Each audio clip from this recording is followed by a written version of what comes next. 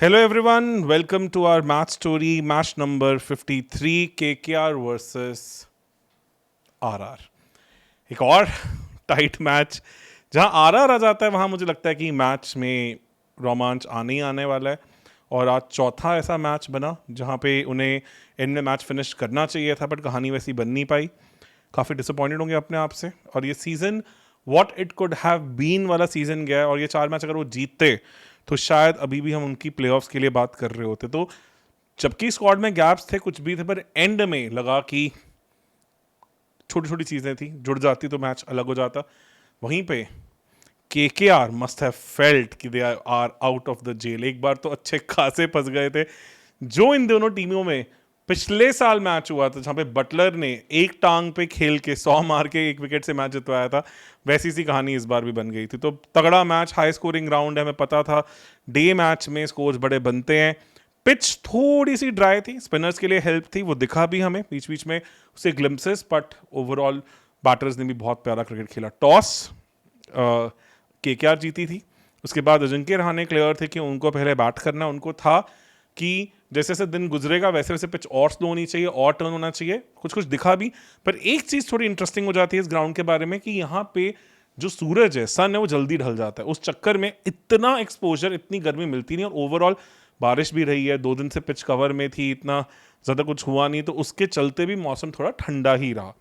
Start हुई आते ही नारायण ने अपने थोड़े थोड़े से कारनामे करने दिखाने की शुरू की। सेकंड ओवर में यदुवीर आए, मुझे लगा शायद तीक्ष्ण आने चाहिए थे, कि दोनों बैटर्स के अगेंस्ट उनके मैचअप्स ठीक थे।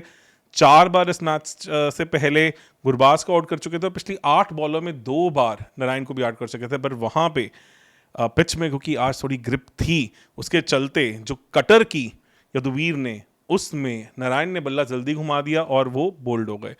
वहां से अजिंक्य रहाणे आए और उन्होंने गुरबाज के साथ मिलकर इनिंग्स को काफ़ी अच्छा चला है। 8वें ओवर में जब ऑलरेडी 70 के आसपास स्कोर बन गया था, 69 पे थे, तब तीक्ष्णा की एक बॉल पे क्रॉस बैटेड शॉट मारने के चक्कर में कैच हुए। पता है ब्लैक्सवेल विकेट है, यहाँ पे थोड़ी सी बॉल फंसती है, क्रॉस बैटेड शॉट खेलने उतने आसान नहीं होते।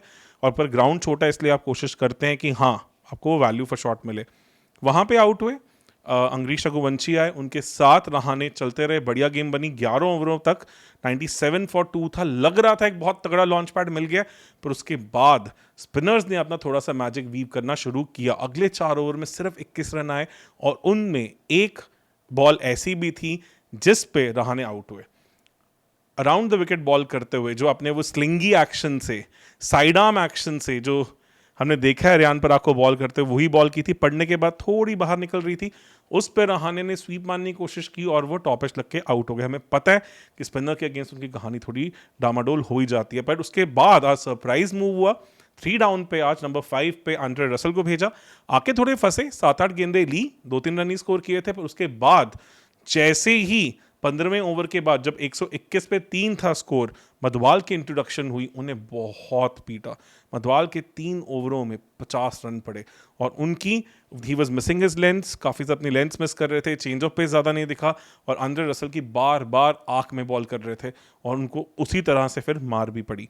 तीक्ष्णा को ओवर आया, वहां पे भी आंद्रे रसल ने 3 छक्के मारे, क्योंकि ऑन पेस बॉल करने लग गए थे। मुझे लग रहा है कि यहां पे रियान पर अगर आज बैठेंगे तो एक चीज सोचेंगे कि जब 15 ओवरों में एक कहानी बन गई थी, एक ओवर उनका खुद का बचा था, एक ओवर उस टाइम तीक्ष्णा का बचा था, तो शायद स्पिन से 1 या 2 ओवर और करवा लेते, क्योंकि स्पिनर्स को वहां पे ग्रिप मिल रही थी, हेल्प मिल रही थी, उसके चलते शायद आज स्कोर कुछ और होता।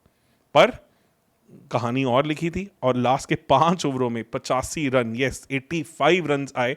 उसमें अंगरीश रघुवंशी की विकेट भी आई, जहां पे back of the hand slower ball की थी हमारे आर्चर भाई ने, और पड़ी ग्रिप में, थोड़ी सी पिच में ग्रिप हुई, रन मारने की कोशिश गए, टॉप एज लगे और फाइन लेग के आसपास कैच हो गए। रिंकू सिंह आए, उन्होंने भी बेहतरीन फिनिश की आंद्रे रसल के साथ मिलकर, और ये स्कोर को खींच के 206 तक ले गए। और लगा कि शायद इस विकेट पे काफ़ी होगा, पर हमें पता है कि वहाँ आरआर की भी सलामी बल्लेबाज जो हैं वो अलग ही तरह के लय में चलते हैं। आज वैभव सूर्यवंशी के सामने एक मैचअप था वैभव अरोड़ा का। मैंने प्री मैच में भी बात की थी, और इवन जब प्रीव्यू रिकॉर्ड किया था उसमें भी बात की थी कि इनके साथ एक कहानी जो है कि वैभव अरोड़ा भी दीपक चहर की तरह बॉल बाहर निकालते हैं और आगे रखना भी जानते हैं।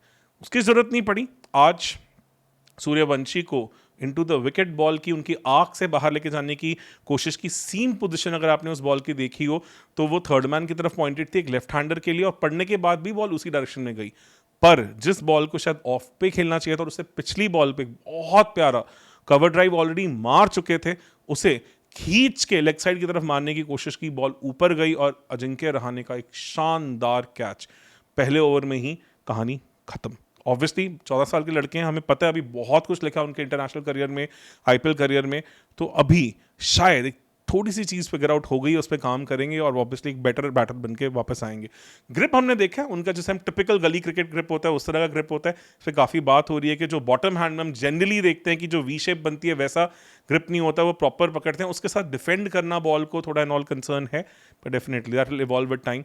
आज काफ़ी टाइम बाद एक चेंज था। नितिश राणा आज नहीं खेल रहे थे निकल के चलते, तो इसलिए जो राठौड़ हैं जो कीपर बैट्समैन राजस्थान के लिए, वैसे भी राजस्थान के लिए ही खेलते हैं, उनको आज मौका मिला। लेफ्ट हैंडर बैटर है, पर आज मोइन अली की फिरकी पे वो फंसे।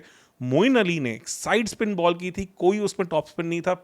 अगर आप उसकी सीम देखेंगे तो ऑलमोस्ट वो सीम पैरेलल टू द ग्राउंड थी, तो पड़ने के बाद बॉल बाहर निकली। एक रेगुलर बॉल पर उस पर पिच तक ना पहुंच के मारने की कोशिश की और बॉल ऊपर चढ़ी और आराम सा एक कैच हो गया। वहां 2 ओवरों में 2 विकेट से ही कहानी थोड़ी सी डामाडोल होनी शुरू हुई। रियान पराग आए, आज आती $1 मिलियन लगा कि जिन्होंने अपने एक स्किल पे काम किया है कि वो अपने बैकफुट और फ्रंट फुट बेस पे 6 मारने की एबिलिटी पे काम कर रहे हैं, और वो दिखा आज एग्जीक्यूट होता हुआ। जायसवाल भी उनके साथ बहुत बढ़िया चल रहे थे।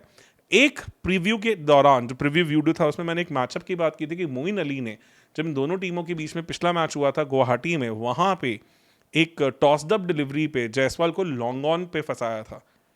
तब हर्षित राणा ने कैच पकड़ा था, आज रिंकू सिंह के हाथों में सेम एग्जैक्ट सेम कैच गया, उसी तरह से सेम पैटर्न में जायसवाल आउट हुए। काफ़ी नाखुश होंगे अपने आप से, क्योंकि बहुत अच्छी स्टार्ट दे दी थी उन्होंने और एक प्लेटफॉर्म बन गया था। और उसके बाद 2 अगले आने वाले बैटर्स को तो कुछ समझ ही नहीं आया कि क्या हो रहा है इस पिच में। मैंने कहा था ड्राई विकेट है, स्पिनर्स को हेल्प है। वरुण चक्रवर्ती ने पहले तो गुगली पे ध्रुव जुरेल को बोल्ड किया, जिन्हें कुछ समझ नहीं आया कि बॉल के साथ क्या हो रहा है, और उसके बाद हसरंगा को भी सिमिलर तरीके से ही आउट किया। दोनों अपना खाता नहीं खोल पाए। तो पहली 5 विकेट में 3 बैटर्स ऐसे गए थे जो अपना खाता नहीं खोल पाए थे, और एक बैटर सिर्फ 4 रन पे बना के गए थे। तो 71 पे 5 पे ऐसा लगा कि शायद यहाँ पे अब मैच खत्म हो गया, एक तरफा मैच हो जाएगा। पर उसके बाद जो हमने देखा वो ऐसा लगा कि शायद इस आईपीएल की सबसे डिफाइनिंग नॉक्स में से एक हो सकती है। वहां पे रियान पराग ने जो मारना शुरू किया वो सबके मुंह खुले के खुले रह गए।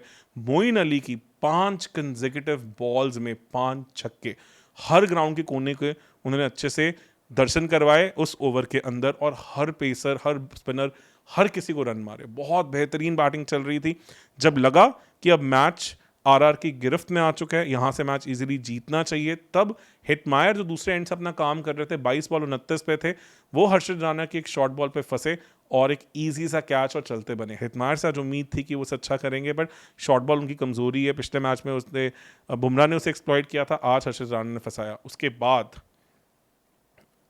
अब 6 विकेट आउट हो चुकी थी, यहाँ मैच फंस सकता था, पर तब आए इम्पैक्ट प्लेयर शुभम दुबे। उनके भी आज इरादे अलग थे, पर इन द मीन टाइम एक बहुत ही प्यारे ऑफ कटर पे इतने ही बीच में रियान पराग लॉन्ग ऑन के हाथों में बॉल दे मारे और चलते बने। बहुत ही प्यारी पारी, 100 करने से थोड़े से रनों से चूक गए। लग रहा था कि एक 100 है, और जब होता तो एक 100 बहुत डिस्कस होता, बहुत बार इसकी बात होती। उसके बाद आखिरी ओवर में 22 रन चाहिए थे। वहाँ पे पहली बॉल पे एक बहुत ही फुल ब्लडेड शॉट मारा रिंकू सिंह ने, वहाँ पे आउटफील्ड में डाइव मार के आर्चर के शॉट को रोका, 4 रन को 2 रन में तब्दील किया। और तब समझ नहीं आ रहा था कि इन 2 रन की क्या इंपॉर्टेंस है, पर एंड में कहानी थोड़ी बदली। आखिरी 3-4 गेंदें एब्सोल्यूट सिनेमा।